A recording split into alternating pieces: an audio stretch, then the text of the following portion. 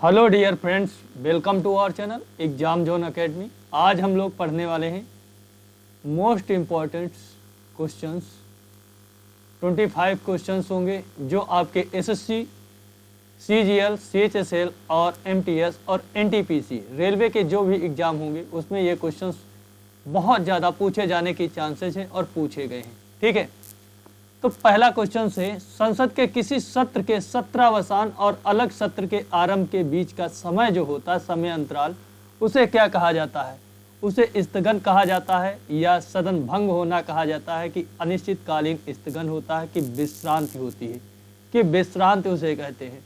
तो संसद के किसी सत्र के सत्रावसान और अलग जो आरंभ के बीच का जो समय होता है उसे विश्रांति कहते हैं। क्या कहते हैं? विश्रांति कहते हैं। ऑप्शन नंबर 4 क्या हो जाएगा? राइट आंसर हो जाएगा।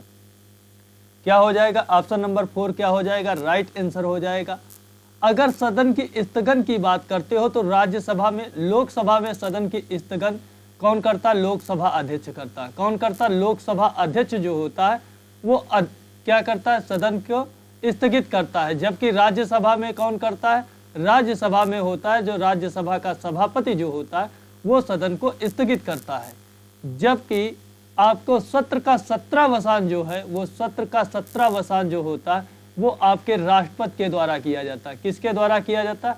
राष्ट्रपति के द्वारा सदन का सत्रावसान किया जाता है। सदन भंग कब होता है?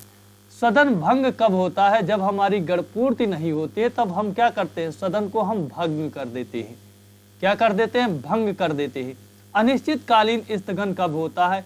कि जैसे क्या होता है कि जब हमें साइन डाई, जैसे क्या होती है अनिश्चितकालीन, कि जैसे क्या होता है कभी कभी कि हमारी जो लोकसभा का अध्यक्ष जो होता है वो समय नहीं बताता है, समय नहीं बताता है कि सदन हमारा क्या हो जाएगा और वो अचानक स्थगित कर देता है। तो वो अनिश्चित काल के लिए, उसका कोई निश्चित काल नहीं होता, वो कितने समय के लिए सदन को स्थगित करता है। ठीक है, तो ये आपका अनिश्चित काल स्थगन कहलाता है। उसके बाद में अगला प्रश्न देखते हैं। अगला प्रश्न क्या पूछा गया है? संयुक्त राज्य अमेरिका और यूरोप के बाहर ओलंपिक खेल पहली बार किसी स्थान पर हुए थे।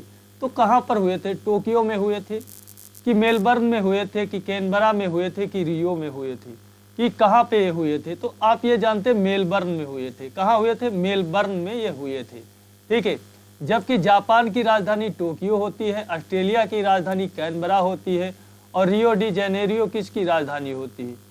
रियो डी जेनेरियो में हमारे क्या होते? ओलंपिक खेल हुए थे। जो 2016 के जो ओलंपिक खेल थे वो रियो डी जेनेरियो में ही हुए थे। कहाँ हुए थे? रियो डी जेनेरियो में हुए थे। ठीक है, रियो डी जेनेरियो में हुए थे। ठीक है, तो आपका ऑप्शन नंबर क्या हो जाएगा? सेकंड जो हो जाएगा वो राइट आंसर हो जाएगा। मेलबर्न में हुए थे। कहाँ हुए थे? मेलबर्न में हुए थे। ठीक है, उसके बाद में अगला प्रश्न है। अगला प्रश्न पूछा गया है, भारत की जनगणना कितने वर्षों के अंतराल पर की जाती है? तो देखो, भारत की जो जनगणना है पहली बार कब हुई थी? भारत की पहली बार जनगणना जो होती है 1872 में लॉर्ड मेयो के समय पे। किसके? उस समय लॉर्ड मेयो के समय पे होती, लॉर्ड मेयो के कार्यकाल में होती। वो उस समय क्या होते? गवर्नर जनरल होते हैं। लेकिन क्या होती है कि 1881 से नियमित जनगणना होती। कैसी होती? नियमित जनगणना होती। उस समय जो भारत के गवर्नर जनरल थे, वायसराय जो थे, वो लॉर्ड लिटन थे। कौन थे? लॉर्ड लिटन जो थे वो थे। क्या थे? लॉर्ड लिटन जो थे वो यहाँ के गवर्नर। इनको क्या कहा जाता है? भारतीय जनगणना का जनक कहा जाता है। भारतीय जनगणना का जनक जो है वो लॉर्ड लिटन को कहा जाता। और ये तय किया गया था कि प्रत्येक 10 वर्ष के बाद में जनगणना 10 वर्ष के अंतराल पर होगी। कितने? 10 वर्ष के अंतराल पर होगी। तो ऑप्शन नंबर सेकंड क्या हो जाएगा? इसका राइट आंसर हो जाएगा। भारत में नियमित जो जनगणना होती है, जब से होम मंत्रालय कराता है, होम मिनिस्ट्री जो कराता है, जिसे गृह मंत्रालय करते हैं, वो 1949 से जनगणना हमारी कराता है।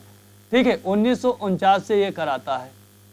ठीक है, 1949 से ये जनगणना कराता है। इस समय जो भारत की जो जनगणना है वो उस हिसाब से कौन सी? 15वीं जनगणना है। कौन सी? 2021 की जो होगी वो क्या होगी? 11वीं जो है वो 15वीं जनगणना है। कौन सी? 15वीं जनगणना है अभी तक। उसके बाद में अगला प्रश्न पूछा गया है, दूसरा सबसे बड़ा प्राणी संघ कौन सा होता? तो सबसे बड़ा जो प्राणी संघ होता है वो आपका कौन सा होता? आर्थ्रोपोडा होता है। कौन सा होता? आर्थ्रोपोडा। आर्थ्रोपोडा के जो जीव होते हैं वो आपके कहाँ पे, जो जीव जंतु होते हैं वो आपके जल में भी रह सकते, जल में भी रह सकते, वायु में भी रह सकते, और ये क्या, जमीन पे भी रह सकते। कहाँ रह सकते? जमीन पे रह सकते। ये सबसे बड़ा संघ होता है। इसमें लगभग 9 लाख जंतु रहते पाए जाते। किसमें? 9 लाख पाए जाते। जबकि दूसरा सबसे बड़ा जो होता वो मोलस्का होता। कौन सा होता? मोलस्का होता। मोलस्का जो होते हैं इनकी जो बाह्य जो आकृति जो होती है, बाह्य जो कवच होता है इनका जो बाह्य कवच होता है ये बना होता है आपका कैल्शियम कार्बोनेट का। कैल्शियम कार्बोनेट का इनका बना होता है। इसमें जैसे सीप होती है, क्या होती? सीप होती, और घेंघा होती, और ऑक्टोपस जो होती ये आपकी मोलस्का संघ की होती। किसकी होती? मोलस्का संघ की होती है। ठीक है, मोलस्का संघ की होती। जबकि आपकी एनेलिडा संघ जो होता है, एनेलिडा जो संघ होता है, एनेलिडा संघ के जो जीव होते हैं वो कैसे होते हैं? वो वलयनुमा होते हैं। कैसे होते हैं? सूक्ष्म जो होते हैं वलयनुमा होते हैं। कैसे होते हैं? सूक्ष्म होते हैं। और ये कैसे होते हैं? वलयनुमा होते हैं। कैसे होते हैं? वलयनुमा होते हैं। ये सूक्ष्म होते हैं। कैसे होते हैं? सूक्ष्म वलयनुमा होते हैं, ये होते हैं। ठीक है, और इनके जो ये कहाँ पे, ये आपके समुद्र में भी पाए जाते हैं, स्वच्छ जल में पाए जाते हैं। एनेलिडा संघ के जो जीव होते हैं स्वच्छ जल में पाए जाते हैं, और आपके समुद्री जल में पाए जाते हैं, और मिट्टी में भी पाए जाते हैं। जैसे जोंक होती, जोंक जो होती ये किस एनेलिडा संघ की होती है? एनेलिडा संघ की होती है।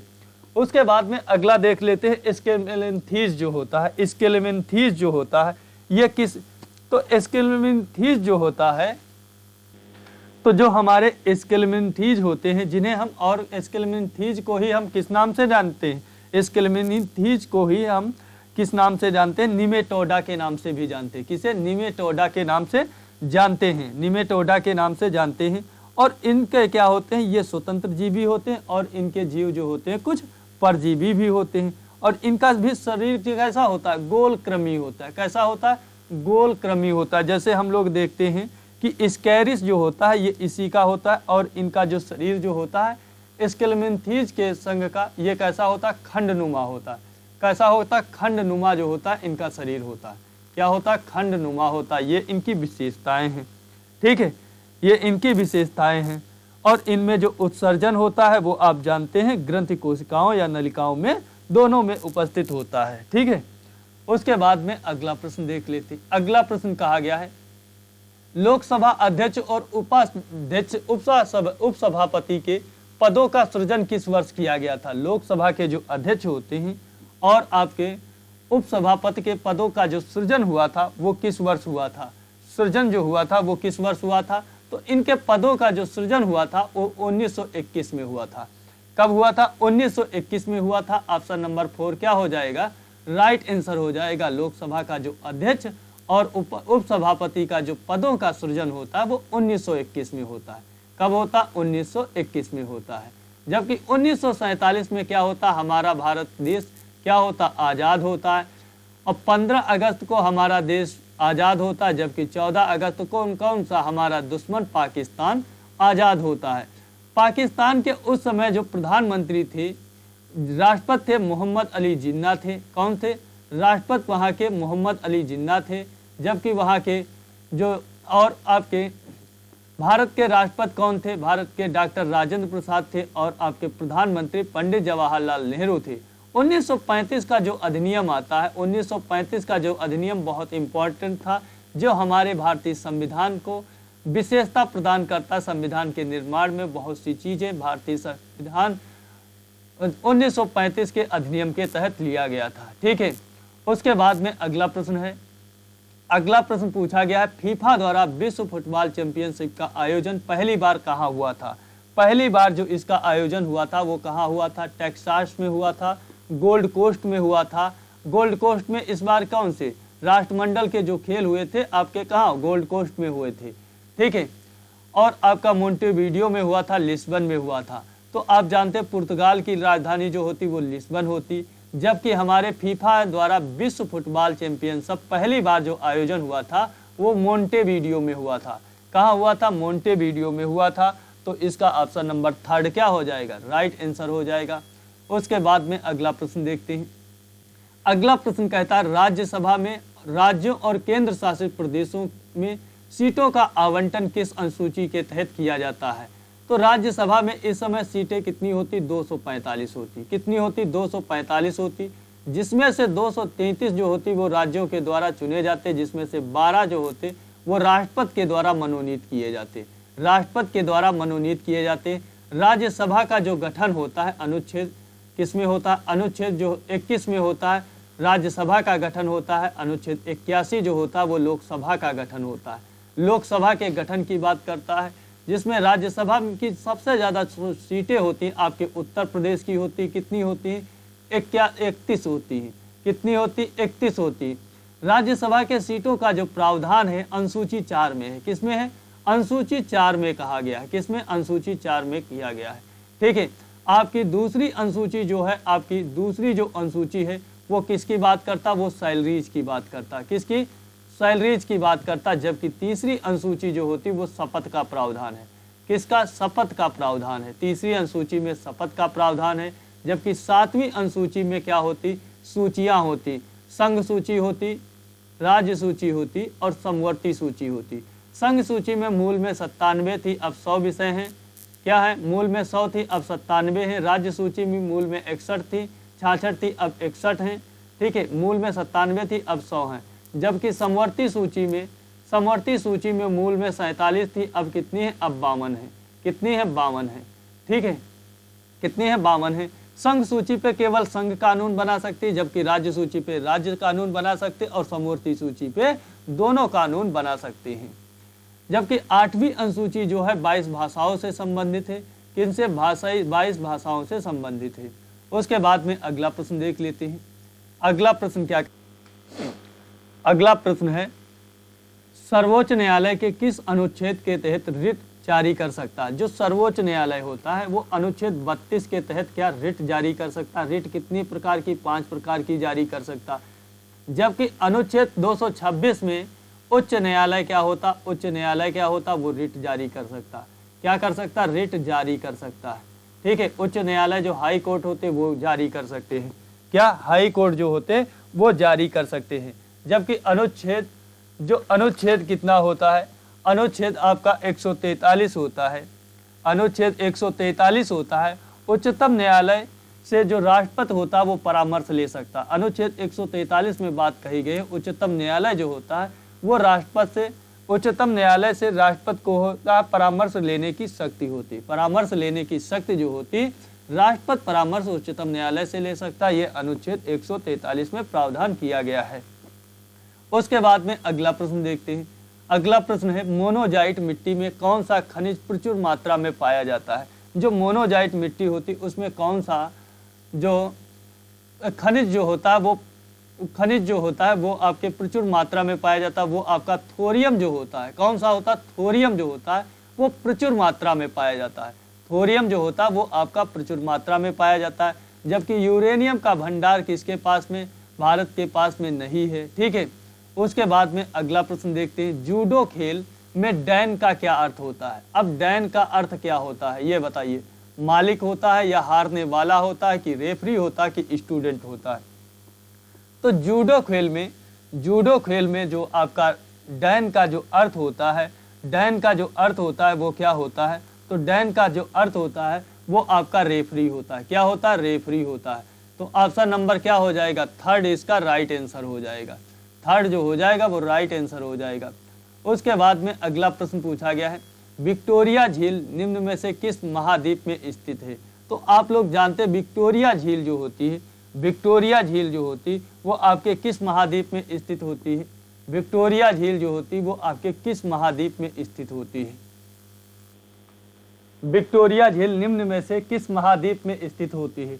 तो विक्टोरिया झील आप लोग जानते हैं अफ्रीका महाद्वीप में। कौन से, अफ्रीका महाद्वीप पे विक्टोरिया झील क्या होती, स्थित होती है। तो ऑप्शन नंबर इसका क्या हो जाएगा, सेकंड जो हो जाएगा वो राइट आंसर हो जाएगा। ऑप्शन नंबर सेकंड जो हो जाएगा वो राइट आंसर हो जाएगा।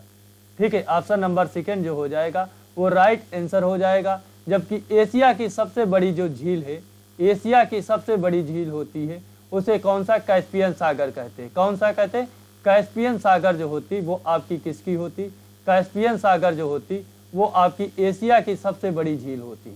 क्या होती? सबसे बड़ी झील होती है, ठीक है। जबकि यूरोप की सबसे बड़ी झील कौन सी होती? यूरोप और कैस्पियन सागर दोनों में पड़ती है, जबकि यूरोप की सबसे बड़ी झील जो होती वो आपकी कौन सी होती है? ठीक है। जबकि ऑस्ट्रेलिया की जो झीलें होती, आप जानते ऑस्ट्रेलिया की जो झीलें होती हैं वो कौन कौन सी होती हैं? ठीक है, वो कौन कौन सी होती हैं? ऑस्ट्रेलिया की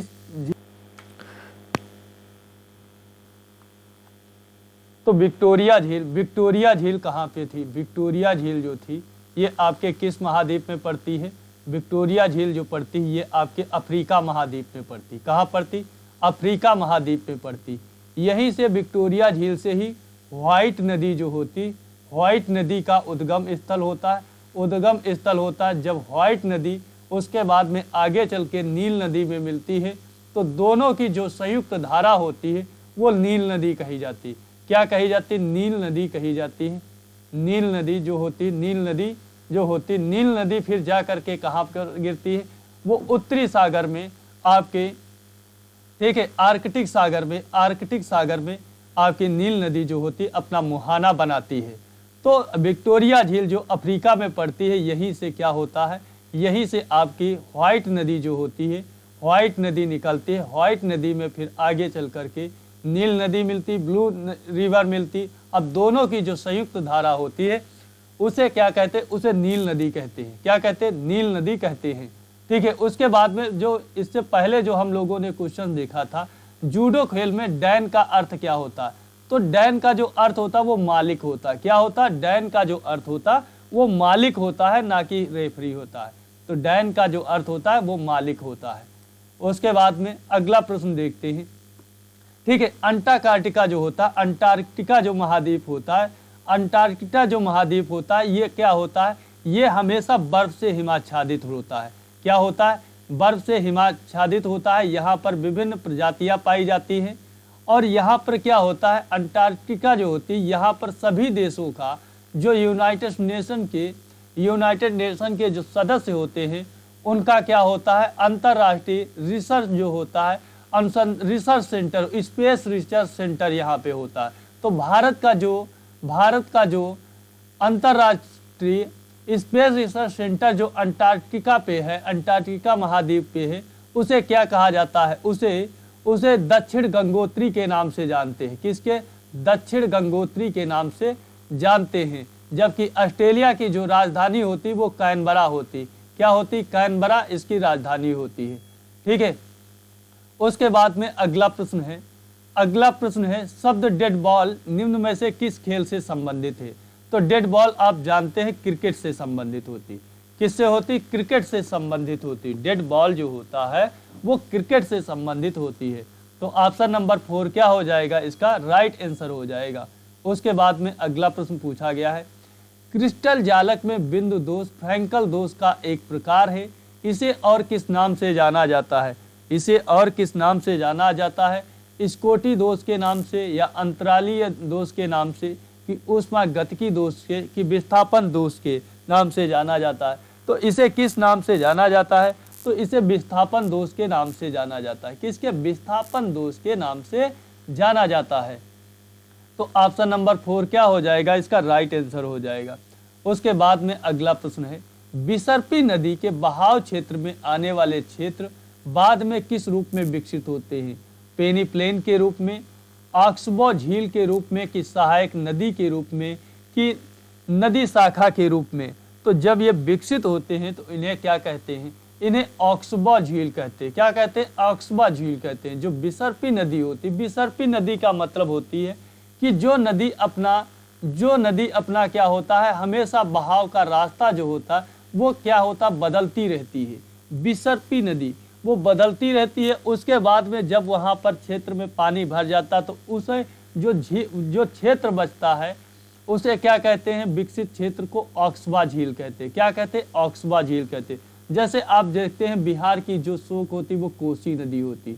कोसी नदी क्या होती है? अपना जो स्थान बदलने के लिए बहुत ज़्यादा फेमस है, इसीलिए इसे बिहार का शोक कहते हैं। जबकि बंगाल की जो होती, बंगाल का जो शोक होता, पश्चिम बंगाल का शोक जिसे कहते हैं, वो दामोदर नदी होती। कौन सी होती? दामोदर नदी होती है। ठीक है, दामोदर नदी होती। जबकि चीन का जो शोक होता है वो आपकी होंगहो नदी, जिसे पीली नदी कहते हैं, ये तिब्बत के पठार से निकलती है और ये आपकी एशिया की सबसे बड़ी नदी होती है।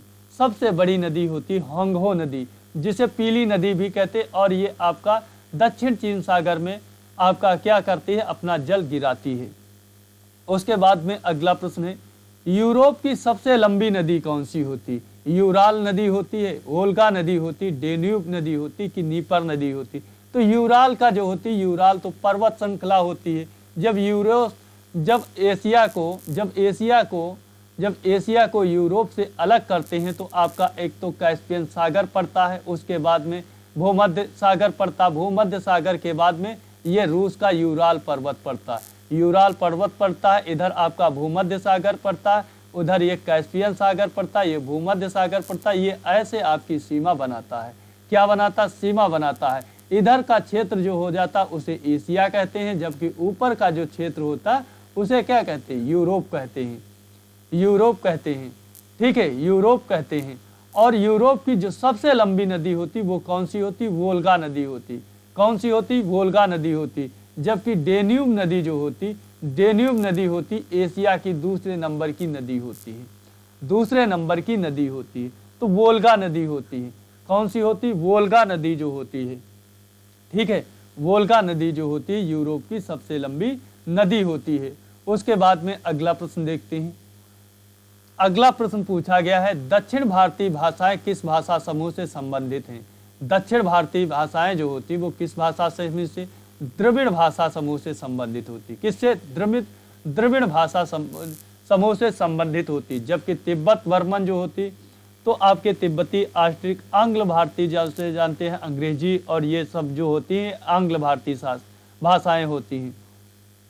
उसके बाद में अगला प्रश्न है, विनोबा भावे द्वारा शुरू किए गए भूदान आंदोलन को और किस नाम से जाना जाता है? नागरिक क्रांति के नाम से जाना जाता है? नहीं। हरित क्रांति के नाम से? नहीं। हरित क्रांति तो 1965 में डॉक्टर M.A. स्वामीनाथन के द्वारा हरित क्रांति का उन्हें जनक कहा जाता है। और हरित क्रांति का जब सबसे ज़्यादा फायदा होता है वो आपका हरियाणा और पंजाब, दो स्टेट को सबसे ज़्यादा होता है। जो आपकी सतलज नदी से जो हरिके बैराज नामक बांध बनता है, वहाँ से एक नहर निकलती है जिसे इंदिरा नहर कहते हैं। क्या कहते हैं? इंदिरा नहर कहते हैं। इंदिरा नहर क्या होती? वो भारत की सबसे लंबी सिंचाई परियोजना नहर होती है, जिससे क्या होता है 4 राज्यों में पानी जाता, गुजरात, राजस्थान, पंजाब और हरियाणा। जबकि सबसे ज़्यादा जो इसका पानी का लाभ मिलता है वो आपका राजस्थान और पंजाब को मिलता है। पंजाब और हरियाणा में क्या होता है, इसके द्वारा सबसे ज़्यादा खेती की जाती है। और सबसे ज़्यादा हरित क्रांति का जो लाभ होता है वो आपके पंजाब और हरियाणा को होता है। जबकि श्वेत क्रांति है, डॉक्टर वर्गीस कुरियन जो थे, उन्होंने क्या किया था? वर्गीस कुरियन ने श्वेत क्रांति का उन्हें जनक कहा जाता है। जबकि रक्त रहित क्रांति का जनक कौन थे? ये भूदान आंदोलन के प्रणेता विनोबा भावे थे। किसके द्वारा शुरू किया गया था? विनोबा भावे के द्वारा। तो ऑप्शन नंबर इसका 4 क्या हो जाएगा? राइट आंसर हो जाएगा। ऑप्शन नंबर 4 इसका राइट आंसर हो जाएगा। उसके बाद में अगला प्रश्न है। अगला जो प्रश्न है, दक्षिण अफ्रीका के खुले हुए विस्तृत क्षेत्र को क्या कहते हैं? तो दक्षिण अफ्रीका के जो खुले हुए विस्तृत जो घास के क्षेत्र होते हैं उन्हें क्या कहते हैं? डाउन्स कहते हैं, वेल्ड्स कहते हैं, प्रेरीज कहते हैं या पंपास कहते हैं। तो उन्हें किस नाम से जाना जाता है? तो उन्हें किस नाम से जाना जाता है? तो आप जानते हैं कि उन्हें किस नाम से जाना जाता है? उन्हें वेल्ड्स के नाम से जाना जाता है। किसके? वेल्ड्स के नाम से जाना जाता है। जबकि आपके डाउन्स नाम के जो पाए जाते हैं, डाउन्स नाम के जो घास के मैदान पाए जाते हैं, ये आपके ऑस्ट्रेलिया में पाए जाते हैं। कहाँ पाए जाते हैं? ऑस्ट्रेलिया में आपके डाउन्स नाम के घास के मैदान पाए जाते हैं। ठीक है, डाउन्स नाम के जो पाए जाते हैं ये ऑस्ट्रेलिया में पाए जाते हैं। जबकि प्रेरीज जो घास के मैदान पाए जाते हैं ये आपके उत्तरी अमेरिका में पाए जाते हैं। कहाँ पाए जाते हैं? उत्तरी अमेरिका में प्रेरीज घास के मैदान पाए जाते हैं। ठीक है, जबकि पंपास जो होते हैं वो घास के मैदान जो पाए जाते हैं वो आपके ब्राज़ील है, अर्जेंटीना है और उरुग्वे जो होता है यहाँ पे जो घास के मैदान पाए जाते हैं ब्राज़ील, अर्जेंटीना और उरुग्वे में जो घास के मैदान पाए जाते हैं उन्हें क्या कहते हैं? उन्हें पंपास कहते हैं। उन्हें क्या कहते हैं? पंपास कहते हैं। क्या कहते हैं? पंपास कहते हैं। जबकि आप जानते हैं पुछताछ जो घास के मैदान होते हैं, कौन से? पुछताछ जो होते हैं वो घास के मैदान जो होते हैं वो आपके हंगरी में पाए जाते हैं। कहाँ पाए जाते हैं? हंगरी में पाए जाते हैं। जबकि सवाना जो होते हैं, घास के मैदान जो होते हैं, सवाना जो घास के मैदान होते हैं वो अफ्रीका में पाए जाते हैं। कहाँ पाए जाते हैं? अफ्रीका में सवाना घास के मैदान पाए जाते हैं। ठीक है, उसके बाद में अगला प्रश्न देखते हैं। अगला प्रश्न कहता है वेग में हुए परिवर्तन को समय अंतराल से विभाजित करने में क्या होता? औसत विस्थापन होता कि औसत त्वरण होता कि औसत त्वरण होता कि औसत गति होती कि औसत वेग होता है कि क्या उसे कहते हैं? विभाजित करने में वेग में परिवर्तन की दर को क्या कहते हैं? वेग में जो परिवर्तन की दर होती है उसे औसत त्वरण कहते हैं। क्या कहते हैं? वेग परिवर्तन की दर को त्वरण कहते हैं। तो ऑप्शन नंबर सेकेंड क्या हो जाएगा? इसका राइट आंसर हो जाएगा। उसके बाद में अगला प्रश्न है प्रसिद्ध पुस्तक किताबुल हिंद की रचना किसने की थी? अलबरूनी ने की थी, अमीर खुसरो ने की थी, अब्दुल रज्जाक ने की थी कि इब्न बतूता ने की थी? तो इब्न बतूता जो था वो मोरक्को का रहने वाला था। कहाँ का? मोरक्को का रहने वाला था और ये आपके अलाउद्दीन खिलजी के समय पे आता है। ठीक है, इब्न बतूता मोरक्को का रहने वाला होता है और इसकी जो पुस्तक होती है इसकी रहला होती है। क्या होती? रहला होती है। जबकि अलबरूनी जो है, अलबरूनी किताबुल हिंद की रचना की थी और अलबरूनी जो होता है महमूद गजनबी के समय पे आता। किसके? महमूद गजनबी के समय पे आता, 1017 में आता है। और महमूद अलबरूनी जो होता है ख्वारिज्म खीमा का रहने वाला होता है। कहाँ का? ख्वारिज्म खीमा का रहने वाला होता है और इसकी जो पुस्तक का नाम था किताबुल हिंद था।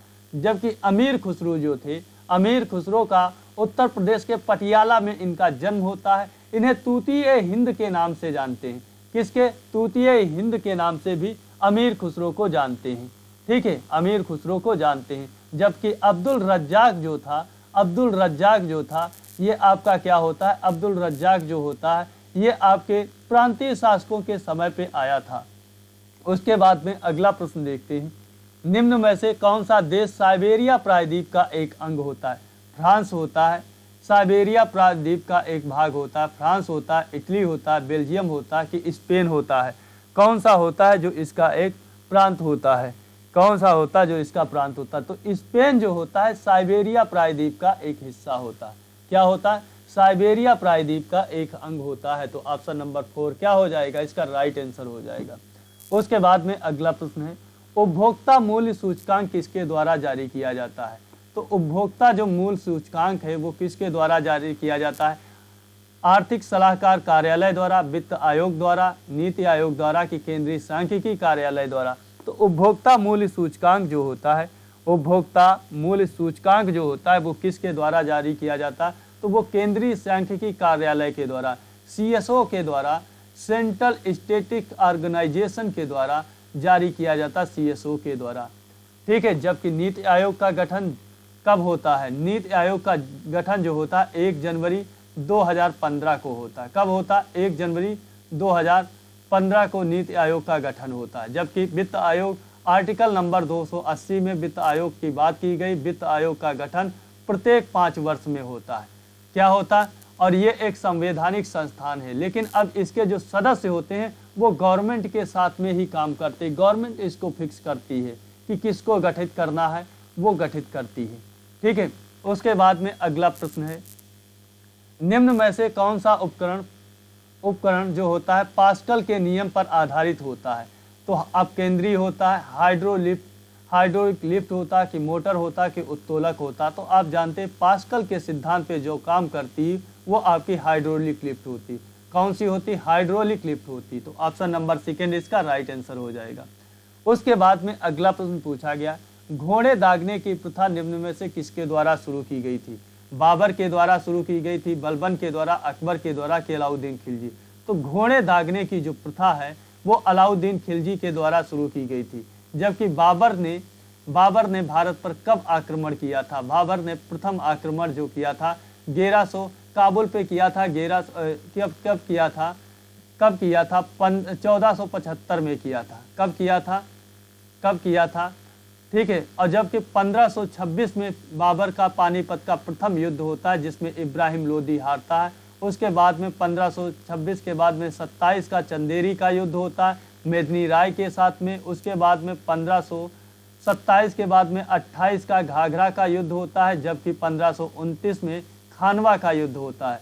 बाबर जो होता है अकबर का ही पोता होता है। बलबन जो होता है 1266 से 87 तक शासक रहता है। ठीक है। ये पूछा गया था, अभी एनटीपीसी में पूछा गया था, 23 जनवरी को क्वेश्चन पूछा गया था, गयासुद्दीन बलबन का जो समय था वो कब था? तो 1266 से 1287 तक गयासुद्दीन बलबन ने ही लौह और रक्त की नीति को अपनाया था और इसने ही नौरोज प्रथा को ही बलबन ने ही चालू किया था। किसने? बलबन ने ही चालू किया था। और बलबन ने ही चालीसा का दमन किया था। किसका? चालीसा का दमन किया था। तो ऑप्शन नंबर इसका 4 क्या हो जाएगा? राइट आंसर हो जाएगा अलाउद्दीन खिलजी। और इसी के साथ में ये क्लास समाप्त होती है। आप लोगों को अगर ये क्लास पसंद आती है तो लाइक करना, शेयर करना और चैनल को सब्सक्राइब करना ना भूलना। ठीक है दोस्तों, चलो मिलता हूँ आप लोगों को नेक्स्ट क्लास में। चैनल को सब्सक्राइब कर लेना। ठीक है, और मिलता हूँ आप लोगों को नेक्स्ट क्लास में। जय हिंद दोस्तों।